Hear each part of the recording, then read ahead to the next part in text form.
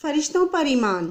فرشتے اللہ تعالیٰ کی نوری مخلوق ہیں، انہیں کھانے پینے اور سونے کی ضرورت نہیں ہے، وہ ہر وقت اللہ تعالیٰ کی عبادت میں مصروف رہتے ہیں، وہ کبھی بھی اللہ تعالیٰ کی نافرمانی نہیں کرتے، وہ اس دنیا میں بھی اللہ تعالیٰ کے حکم سے کئی فرائض انجام دیتے ہیں۔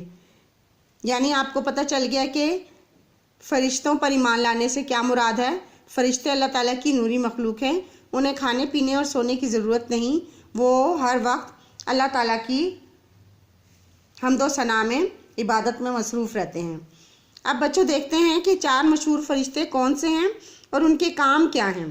حضرت جبرائیل علیہ السلام، ان کا کام انبیاء علیہ السلام تک وہی پہنچانا تھا۔ حضرت میکائیل علیہ السلام، ان کا کام بارش برسانا ہے۔ حضرت اسرائیل علیہ السلام، ان کا کام روح قبض کرنا ہے۔ حضرت اسرافیل علیہ السلام، یہ قیامت کے دن سور پھونکیں گے۔ اگلا عقیدہ ہے الہامی کتابوں پر ایمان۔ اللہ تعالیٰ نے انسانوں کی رہنمائی کے لیے اپنے رسولوں پر حضرت جبرائیل علیہ السلام کے ذریعے مختلف صحیفے اور کتابیں نازل فرمائیں۔